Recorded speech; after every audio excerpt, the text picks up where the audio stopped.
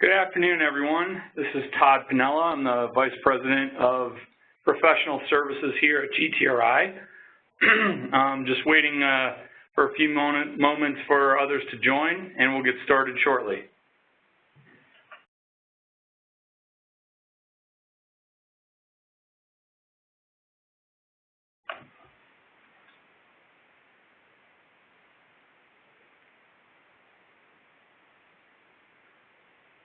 Hopefully everyone can see my screen out there in the webinar.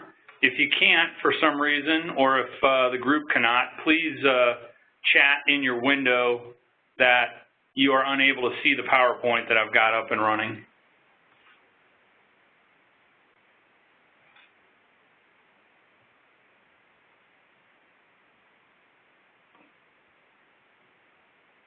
Okay, it looks like we're probably good to go. So I'd like to welcome everybody to our webinar series, our tech talk on the collaboration showdown. So what we're going to be talking about today is a little bit of on-prem versus cloud-based collaboration. Overall, we want to have a discussion around collaboration technologies, what the market looks like, a little bit on needs analysis, kind of tools and tricks that GTRI we use when we go into collaboration type solution recommendations, and a little bit on migration strategies, and then we'll have a bit of a Q&A with open discussion. So with that, I'll jump right into it. From the collaboration market, what is collaboration? I mean, we've thrown around these terms in the past, like UC and unified communication or unified collaborations or video, voice, messaging, IM and P. Really what we're talking about is the ability to enable multi communication options to an end user or to just a set of individuals inside of a company, and use that communications to drive innovation, to drive further collaboration inside of a company, to really drive the ability to reduce silos inside of companies. And so overall, we're just trying to define collaboration here, and we want to put that up there just so everybody can kind of level set on what we mean by collaboration. This is a little bit about market, what the collaboration solutions and collaboration technology market is today. It is definitely increasing from a revenue perspective. How that revenue is actually shifting is interesting. It's moving from more of an on-prem based solution to the tune of about $8 billion. And within the next couple of years, we see a $25 billion cloud market out there. Overall, the growth rate of the market has declined a bit, or just leveled off, I should say. Just goes to show you kind of what the changes are that are happening in this market, and the disruption that new products and services are coming online, and what they're offering. Here's a Gartner Magic Quadrant on market leaders of collaboration technologies. I wanted to put this up there because there's so many of us that look at different market type of studies, and granted, these are just a few that are up there on the Gartner Magic Quadrant. There are others out there in the space, and I just want to recognize the fact that there are a whole bunch of new contenders, new leaders, new innovators that are out there that are really coming online, and we'll go over a few of those today in just a kind of an overall market view. What I'd like to do is just kind of point out some of the things that we hear, common customer issues, common customer goals that we hear at GTRI, and then possibly open it up for a discussion online to see if we see any more needs or goals or issues that you're all seeing out there. Really, there's every company is a technology company these days. I think the next step is really every company to become a collaboration company. What we're doing with technology is, in a sense, enabling collaboration across our customer base, across our services industry, across oil and gas fields, across the federal government, across retail, and reaching out to new markets and new customers. And so collaborating with those people and bringing them into the fold is a way that we can really, as a company, reduce risk, increase market share, reduce risk, increase market share, and just overall expand our footprint as competitive companies that are in the space. Collaboration spaces that employees can gather and work around for teamwork. So that's really what I defined as shared spaces.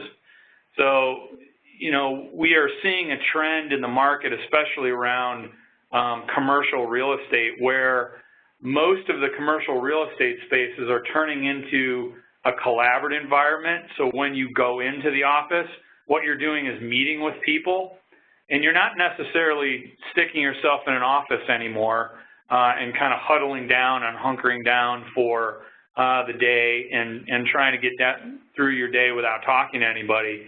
Really a differentiator in the market.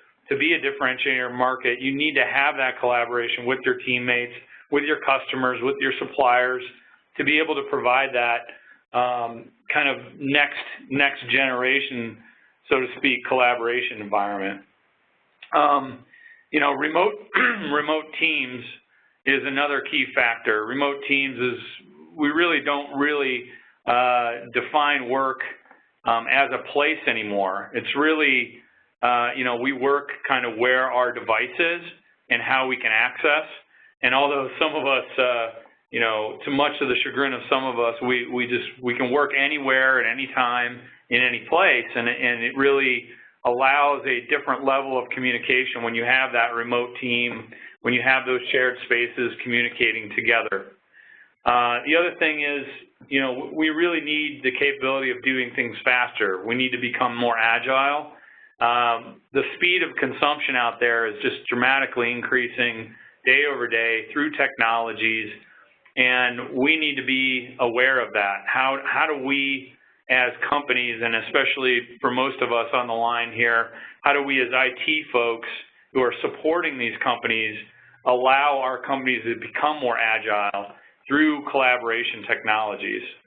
That's really a kind of a common goal, common issue that I see there out, especially nowadays, coming online. We're really not geographic dependent, so able to work wherever and whenever we need it. I just mentioned that when the remote teams discussion happened. And then, of course, everything is cost sensitive these days. We need to do more with less. We need to figure out different consumption models to be able to really allow for kind of a reduced footprint and a collaboration technology or collaboration deployment inside of companies to be more cost effective, and we need to be able to take advantage of the technologies that we actually are deploying. So those are really a few of the customer issues and goals that I've seen throughout my career here at GTRI and elsewhere. I'm wondering if anybody would like to chime in on chat. Just let me know, a few more ideas. I'll open it up.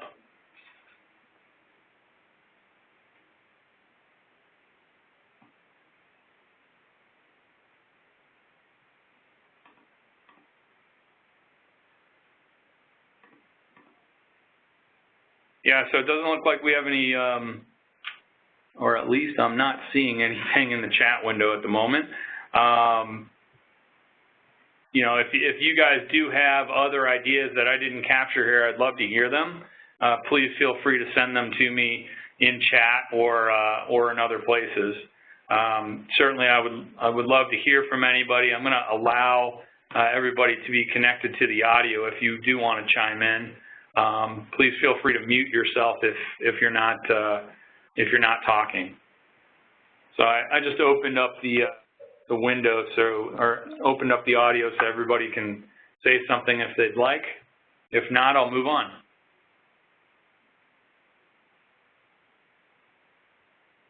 Excellent. All right. So, you know, what we try and do as a company, and especially, you know, recommendations that we make to folks who we work with on a daily basis, is really to kind of capture these customer issues and customer goals through what we call a needs analysis. So our needs analysis is really very high level. I'm not going to dive too deep in the technical here. This is really to capture what are the needs of the business when it comes to collaboration. And I highly recommend that if anyone is kind of looking at collaboration technologies from a refresh perspective, or maybe you're just looking at what's out there from a technology perspective, really a needs analysis is what you need to do first. And the different types of collaboration that we have seen in customers, really we have individual collaboration, so that's person to person. You know, we've been making telephone calls since the 1800s, so you know, quite frankly, that person-to-person collaboration is something that we're all familiar with. We all do personally. You know, we get the fact that there's a person-to-person collaboration. We need to be able to have a good quality transmission between person-to-person, either from a voice perspective or maybe a video call, person-to-person video call. Mobile is giant these days. Obviously, these things have proliferated our world in our personal lives. So how do we call on our mobile device? I am in presence. That's kind of a, you know, 5 to call it 10-year-old technology maybe now. But I am in presence is really the ability for us to chat in a chat window without doing voice-to-voice. It's more keyboard-to-keyboard type of communications, quick instant messaging in which we can get our point across or a question across and get immediate feedback from someone. The other thing is presence, you know, announcing our presence out there to our colleagues of saying, hey, I'm on a phone call, I'm doing a webinar, I'm presenting, or I'm available, kind of helps to enable that I am ability or that person-to-person collaboration. The other thing we do is we do a lot of desktop sharing, especially if you're in the IT department, on things like a help desk, or, you know, let's say you're trying to walk one of your customers through one of your websites to purchase an item on your website, and you can do an automatic desktop share and kind of walk them through it. Just makes that person-to-person collaboration a little bit easier. And then, you know, how easy can we use these things? Can we do things through phone control? Can we dial by email? You know, if I'm able to dial tpanella@gtri.com to reach myself, that's hugely beneficial over having to remember a set of phone numbers or look up on my phone. I can just quickly type in the phone number or the email address and call someone. The other types of collaboration we do in general is, you know, we have physical meeting rooms. We do display sharing. Just how quickly and easily we can enter that meeting is hugely important. How we schedule that meeting, you know, if we all use Outlook or if there's Google Calendar users out there, how do we schedule that meeting to get online and to get running? You know, the other big thing is obviously when person-to-person happens, you often want to talk to somebody else. So we set up conference calling. We do voice. We do video recording. We do all kinds of different team-based, both physical as well as virtual meeting for team-based collaboration. And then external. Really, this is conferencing outside of the organization. So things like I'm doing today with you all. Conferencing, and this is not necessarily a conference call, it's more of an event that we're pushing out to folks.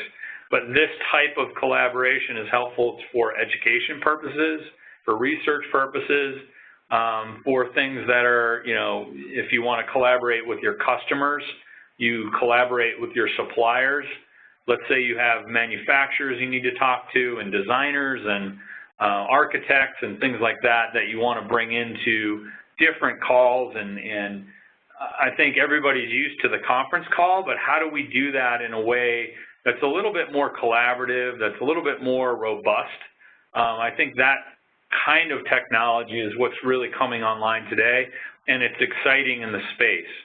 Again, dial by email. It's interesting, a couple of my customers that we're federated with, we're able to just dial them by email. I don't need to pick up my phone or remember a bunch of numbers. I can just simply dial by their email address. So that's kind of, quick and easy collaboration. Again, IM and presence, the ability to collaborate with your suppliers, with your architects, with your manufacturers, things like that, through IM and presence is coming online, and a lot of folks are doing that these days. And it just allows a quick and easy touch base with folks outside of your organization.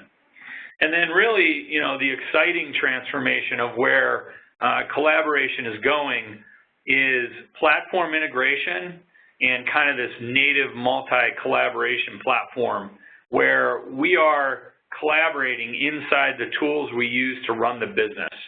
So doing things like having the ability to dial out of our existing applications that we use for customer resource management, CRM, or our ERP, dialing up our manufacturers, or sending an IM inside of a contact center instead of having to dial into that contact center, ask questions via a website that goes into a contact center that gets instant response. Things that just allow a lot more workflow efficiency and ability for us to engage with our customers and our partners out there. The other thing is having a native multi-collaboration platform is hugely important both for ease of use as well as for these advanced types of collaboration use cases. Things like having team rooms where you have an interactive whiteboard and you can do a whiteboard and a video share at the same time that your folks 2,000 miles away are also actively working the same whiteboard you are in. Having that one integrated platform to be able to do all these different individual team external collaboration types and use cases is hugely important. And this is really what you all need to determine when you go back to your organizations to say, are we doing all these types of collaboration, or are we only doing one or two of these needs? And does my organization really need something different from me, either as the IT manager or the IT director running the collaboration technologies that we run today? It's quite possible that we take a very IT-centric view towards what collaboration should be, and what we need to do is really go out there and ask the needs of the business. Do you do person-to-person? And if you do you like to use your mobile phones? What is your experience in a physical meeting room? Do you want to be able to display share? Do you want to be able to see somebody on the other line in video? Do we want to try and insert collaboration tips and tricks into our existing, very, very revenue-generating application, for example? Do we want to be able to allow those multi-collab platform type things to happen?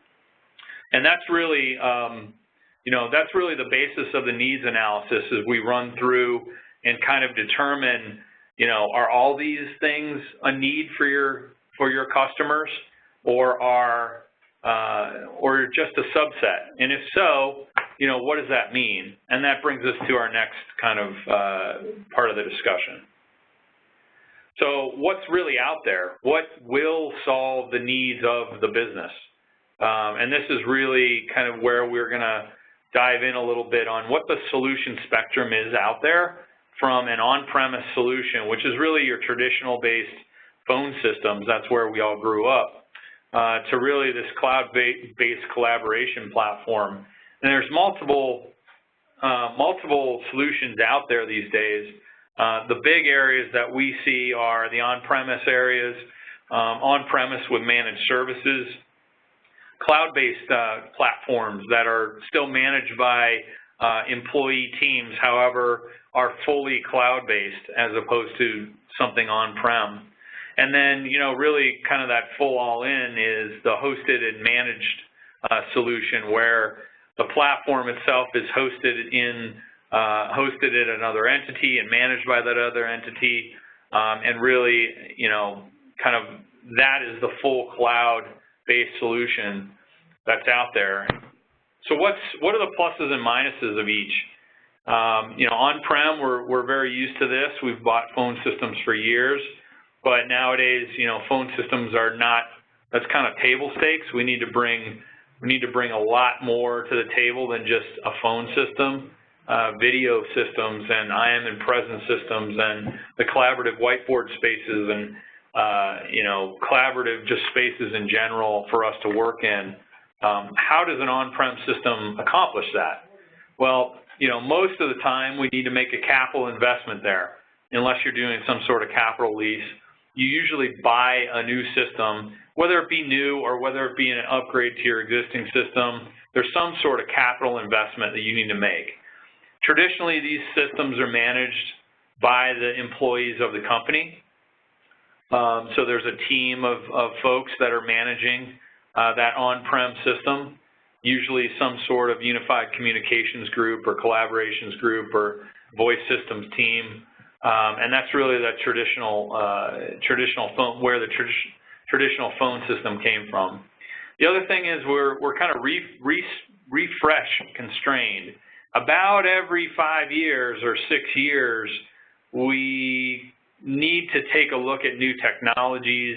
There are a lot of new things that come online on really daily basis these days, and we need to be able to put that into that on-prem phone system.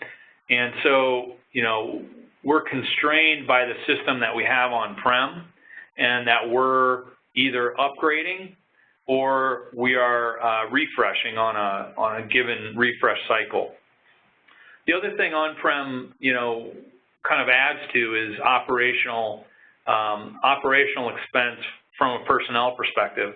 Everybody makes money, everybody has a salary in that team, and really that personnel expense is probably a pretty large expense for an IT department to keep on board, to keep the system running.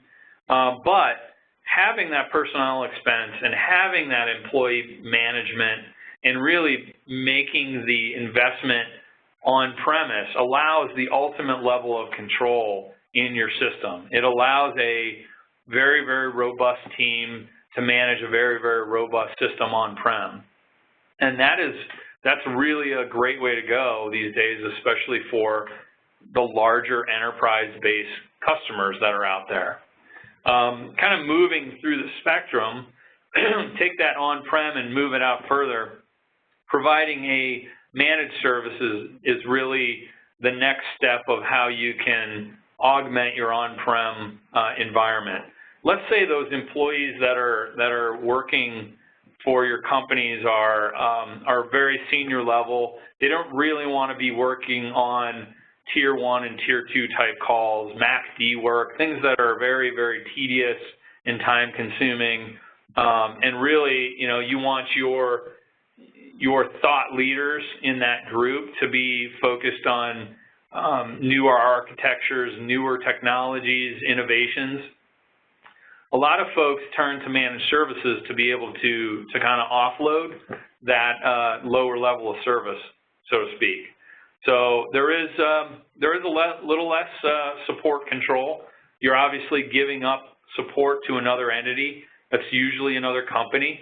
There's some sort of SLA and contract that's put in place. It does lower your personnel expense. It could.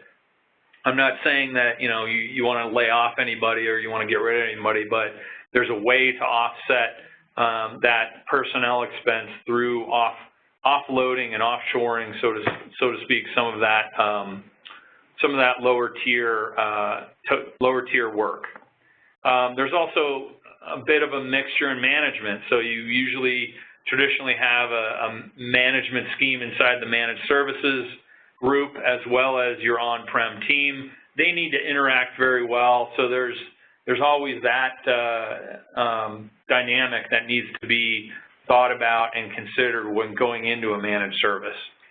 Also, tiering agreements. Tiering agreements are really, you know, what are the onboarding and offboarding of calls into and out of a managed service provider? What do we need to consider around those tiering agreements, and what are the SLAs that we need? And that's really when you're going into a managed services contract negotiation, that's probably where you're going to focus most of your time. And just be aware, if you are doing that, you want to kind of look at what the industry best practices are around that and make sure the providers you're looking at are capable of meeting those SLAs. So moving further back, or further on, really cloud-based collaboration platforms are platforms that are hosted in the cloud, hosted by some company, and give you as employees access to the management platform, and you can do MACDs inside of this cloud-based platform. So rather than just a managed service where most of that is outsourced, the management on a cloud-based platform is still provided by the employees, by a team that is a collaboration team that's working for your companies. However, the platform itself is moved from on-prem into a cloud-based provider. So there's a lot lower capital expenditure investment that you need to make up front in these cloud-based providers. They usually have the platform already defined and built, and that allows you to on-ramp to that cloud-based provider in a very low capital investment way. It does increase your OpEx. Typically, these cloud-based providers are charging you by the month or by the year. Multi-year contracts are involved quite often, and they need to really be managed through SLAs. So, you know, how much uptime does this platform have? And there needs to probably be a vendor manager involved when it comes to cloud-based type solutions to be able to negotiate the SLAs as you see fit, as well as the features and functionality that these cloud-based systems offer. Cloud-based systems are fairly static, so that's something I haven't put down here, but they're fairly static in their offering. So what you see is what you get. You can't really customize them a lot, but if you're a smaller type of organization or even a medium-sized type of an organization that's just looking to do some pretty heavy standardization and cost savings, this is a good route for you to go as well. And then finally, hosted and managed.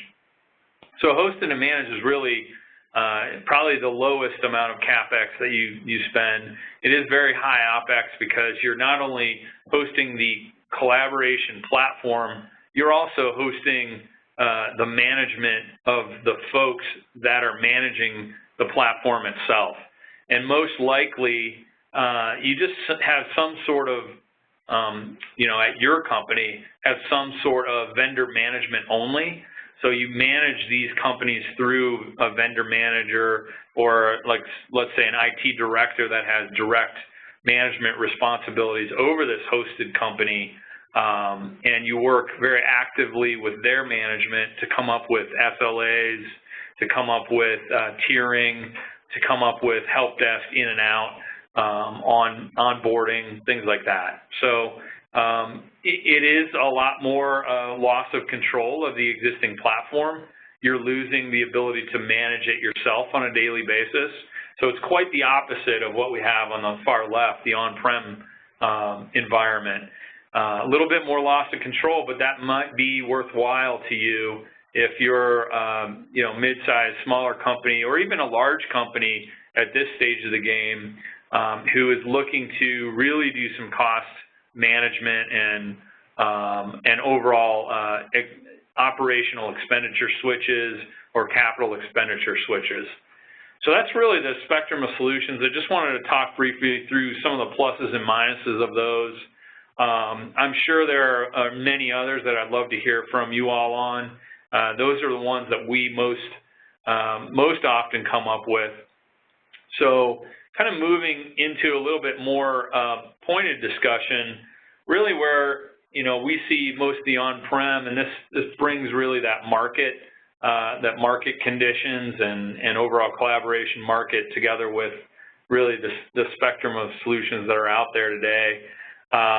We've all heard of the Avayas, the Ciscos, the ShoreTels, the Polycoms, the Microsofts are now playing in the on-prem environment, and there's a whole host of others. But obviously, these are a bunch of the big ones and the ones that were on that Gartner Magic Quadrant. This is your typical phone systems is where this was built from, and things are getting more and more robust from all these different vendors. The Avayas, fortunately, Avaya went bankrupt not too long ago, so we're seeing a lot of transition away from them, but they still offer full collaboration suite. So does Cisco, so does ShoreTel. Polycom is really kind of partnered with Avaya more in the video space, but they have their own set of phones and offerings as well. And like I mentioned, Microsoft is really an up-and-comer on the on-prem type environment where you're using the Skype for Business as an on-prem call management platform. Managed services. So this was a little harder to define because there are so many players in the managed services space. There's a lot of small players, there's a lot of large players. Typically, what you see is just regional players. There are some national players, and there are also some global players. So when you go to look at those managed services, what I would suggest is you really match the managed services provider with what your organization looks like. If you're a global organization, you probably don't want a smaller regional player becoming your managed services provider, and vice versa. If you're a smaller player, you're probably not going to look for the larger global-based providers that are out there. There's also vendor-managed. GTRI does a lot of vendor-managed services where we manage a lot of contracts for our customers to be able to provide this service with our partners. Going into cloud-based platforms, really these are the up-and-comers in the world. These are the things that have really come online in the last, call it 5 years. RingCentral, they've been around for a little bit longer than that. 8x8, Fuse, even Google is getting into the game now with Google Voice and their ability to do Google Hangouts and things like that for team-based collaboration. Microsoft through their AWS, or Microsoft, I actually should have said Azure there. I apologize. That's a typo. That should say Microsoft Azure. So the Microsoft Azure stack, it really allows the Microsoft Skype for Business platform to be run in the cloud and managed by an on-prem team, so an employee-based team or a company-based team. And I'm sure Amazon will get in the game, which is probably why I was thinking about Amazon at the time and put down AWS on there. Amazon Web Services is a platform as a service company. They don't today offer up voice services, but I can imagine they would be getting in the game shortly. And then Cisco has really come on with what you're looking at today, which is a WebEx Event Center meeting, in addition to their new Spark offering, which is really a team-based collaboration platform in the cloud, which also allows a lot of on-prem calling features as well. So that's an interesting story that Cisco has come up with recently. And then moving into hosted and managed, Cisco HCS, hosted collaboration or hosted communication services through companies like West or eLoyalty. Converge One also owns their own platform. There are numerous others out here. I just wanted to give an idea of some of the ones that I am most familiar with. And then, for the federal customers that may be on the line, really there's not a lot of other choices out there from when it comes to hosted and managed collaboration platforms. What you're really looking at there is for a FedRAMP certification of the cloud. So if you have a cloud-based platform that is FedRAMPed, like Cisco WebEx is, for instance, you can use that particular technology platform inside of the federal government. If you're into the hosted and managed solution, really the only one that we have found that's out there is a company called Collab9. And Collab9 does have a hosted and managed FedRAMP solution. So that's why I wanted to mention and put it on there. So again, a whole host of answers that are out there across the spectrum of today's collab solutions. And really, the topic of the meeting was, well, who wins? Who's the best? And this is a quote for those of you who are old enough to remember the Karate Kid. When Johnny comes out, one of his teammates says, put him in a body bag, Johnny. So that's what I'm showing here. So who's going in the body bag? I mean, really what is the solution for me? And I know this sounds like a cop-out, but it depends. Like most technology solution, it really does depend on your needs and what you're looking to accomplish, which is why we highly recommend doing that needs analysis to really match your needs to the solutions that are out there. As you saw earlier, there are a lot of solutions that are out there. There are probably too many solutions that are out there these days. There's a lot of confusion in the market of who does what and how do we augment our on-prem solution or slowly migrate or use a managed service or go full in on a cloud-based solution. A lot of that really depends on your needs, the needs that we talked about earlier, the needs of the business.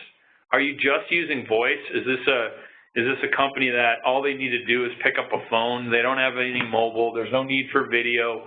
That type of solution is really different than a solution that would be a fully featured video integrated, chat integrated, meetings and shared whiteboard solution. So, we may bring two different solutions to the table in those two use cases. And so, again, I know it sounds like a cop-out, but it really does depend on your needs, and that's why the first thing I recommend anybody to do is this needs analysis. The second thing is, does your org need, or even more importantly, want to change? A lot of what we're doing in the collaboration space personally affects folks, and so is your culture ready for that? Is the cost effectiveness of you making the switch worth the cultural upheaval? Is the control versus the loss of control a factor for you, especially when it comes to personnel who may be legacy personnel who could be, your telco engineers who I'm sure are on the line, or your telco managers? Do we want that control to be shifted to another entity or not? And it's okay either way, but those things need to be taken into consideration. The other thing is, what is your budgetary pressure? Are you being switched to more of an OpEx consumption-based budgetary platform, or is there another way you're going about it? What technology and innovation pressures do you have that you need to deliver for the business? Maybe someone in the operations department is looking for you guys to innovate and to be more effective so that they can differentiate themselves in the market to their customers. So what are those? Do you have overlapping technologies? Is there a reason to consolidate? Which one makes more sense? What we tend to do is run a TCO on all these platforms really with 3 to 5 years of modeling, and that's using your data. So make sure you're using your data and not some architecture data from a manufacturer. We see that a lot. There's a lot of gaming in TCO models. So don't game it. Be honest with yourself. Be honest with the company of which solution is really better from a consumption perspective.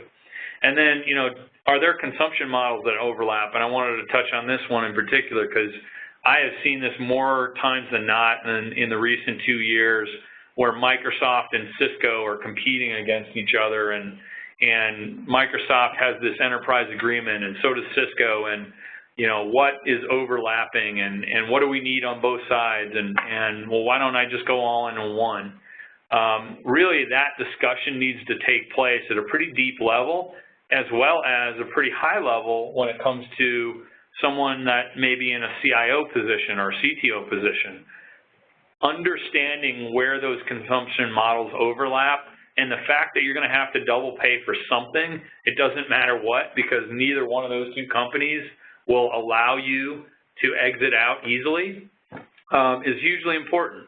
So, you know, that's another thing to take into consideration.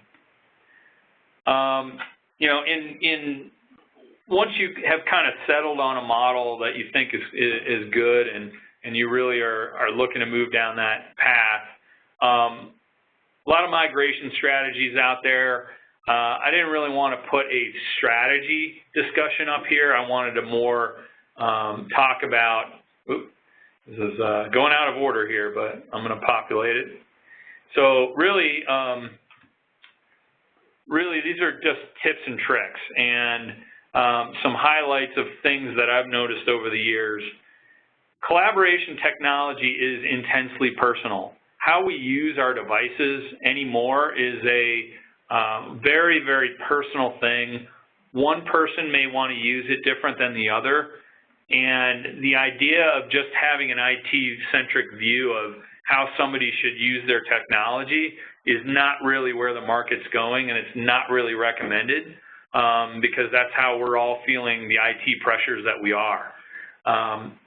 So my suggestion is complete that needs analysis, but do it across the whole org. Take samplings of individuals who are good at giving feedback and really understand the whole organization's needs and run through that needs analysis just in general. The other aspect is organizational change management. If you have an organizational change manager on your teams, in the operations teams or you know, in the HR teams, I would significantly partner with that person. If not, grab somebody who's really good at change management. And org change management is different than IT change management, so I don't want to equate those two, but org change management deals with things like communications and cultural shifts and use case, you know, how fast we can move, how slow we need to move. But it's really good, especially for the next bullet point, which is my recommendation is to move slow but fast. I know that sounds weird, but be pragmatic about the design, about your project planning, please about the communications. That's because of the -- item up there, the #1 bullet point. Communications is paramount, as is training of an organizational change. But at the same time, move fast. Don't be afraid to push the change, especially organizational.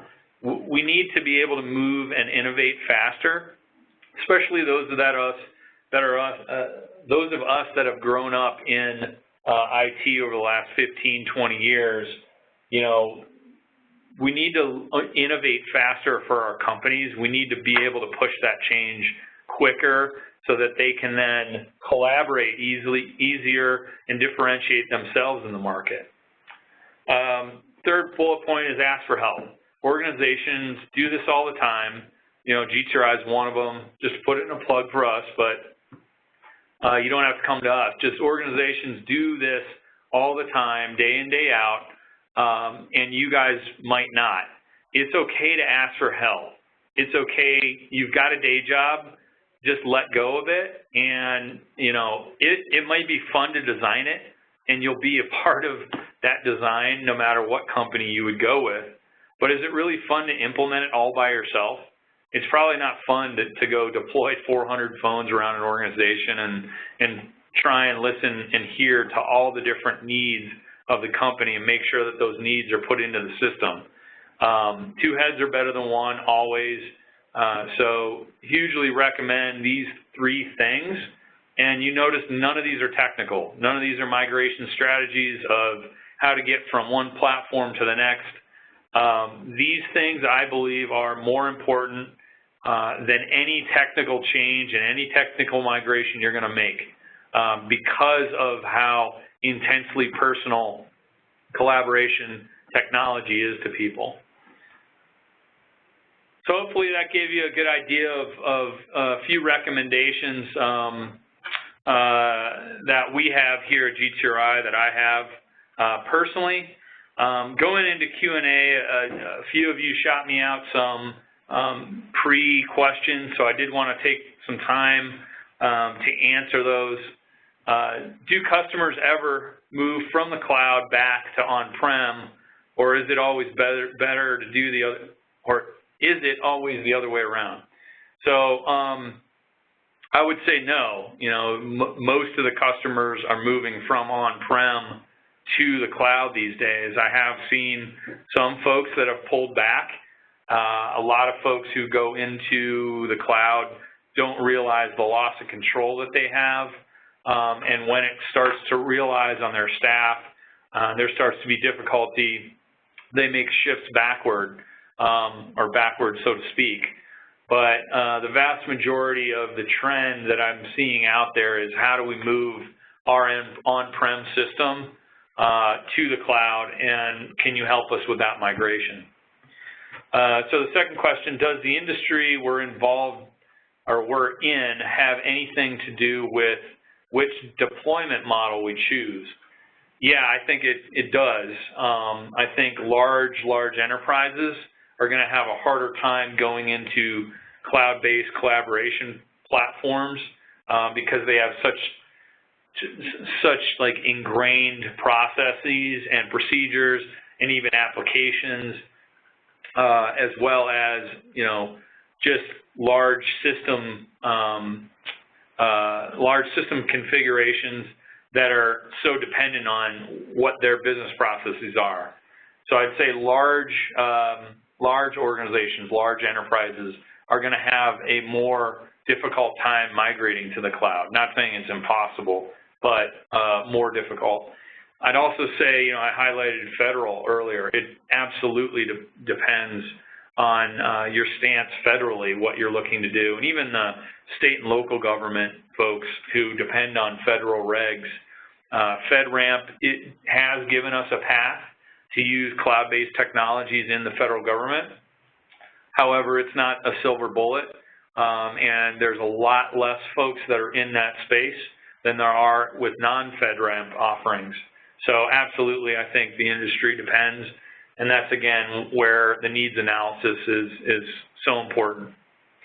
My users are all over the world. How does that affect security in a cloud environment versus on-prem? Obviously, this is a big one. Security in general in the cloud is a big discussion. It's kind of why the federal government has the FedRAMP certifications. It is a consideration. It's a big consideration. There's a possibility of breach a lot more in a cloud-based scenario than in a scenario in which you're managing things on-prem and your security team is very good and enlightened on how to protect from breaches of security. So I would say, especially with your users all over the world, you got loss of devices, you've got theft, you've got just multiple cultures and different types of security postures across the world. So I definitely think it affects it, and it's a serious consideration when going into deciding what your next gen collab platform is going to be. Do you have any suggestions for benchmarking productivity before collaboration software deployments, and then tracking it afterwards. Absolutely. We actually use a few tools here. We've got a big Splunk practice. In our practice, our Splunk practice actually has developed a collaboration app for our Splunk portfolio to do this very thing. But taking the technology out of it for a second, I would recommend that those in the needs analysis, you're actually going through and asking the questions of, you know, how long does it take for you to answer a request? How long does it take for you to, you know, move a user through a contact center, for instance? How easy is it for you to collaborate and get into a team meeting? Doing questionnaires and doing interviews of your users is really paramount when it comes to benchmarking before and after. Some of it can be a little fluffy. We definitely have some examples we could give you, so if you're looking for some help there, please reach out and we can give you some examples. So both the technology solution there as well as some of the soft and fluffy cultural stuff. Is lift and shift as dangerous as everyone says it is?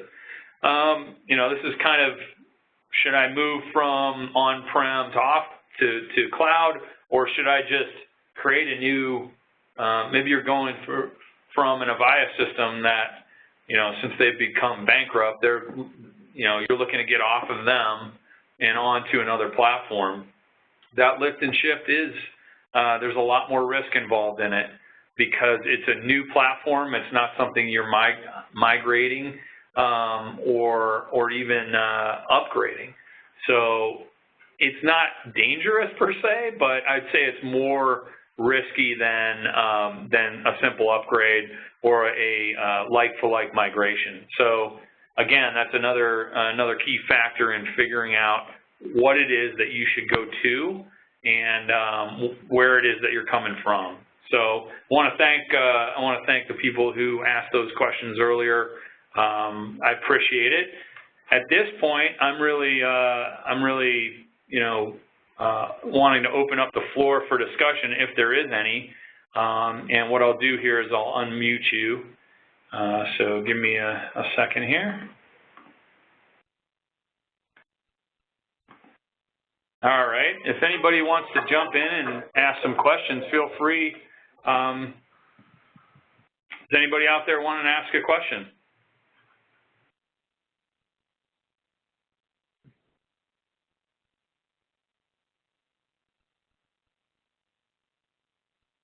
You might need to unmute if you're muted. So if you have a little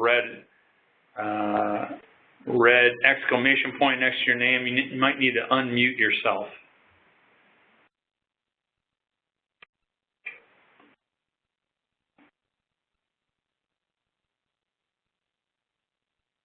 Chad, are you talking out there, Mr. Burnham? No. Okay. Sounds good, Chad. Thank you.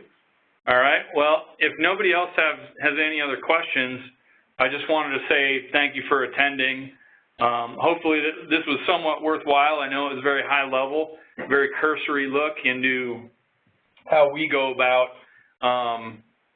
doing needs analysis and collaboration solutioning, but thank you all for attending. If you do want to reach out to me directly, I'd be happy to answer individual questions at tpanella@gtri.com, or you can call me on my desk phone here at 720-836-7454. Again, thanks for participating, and hopefully you found it fairly informative. Have a good afternoon, and we'll see you out there in the ether. Bye.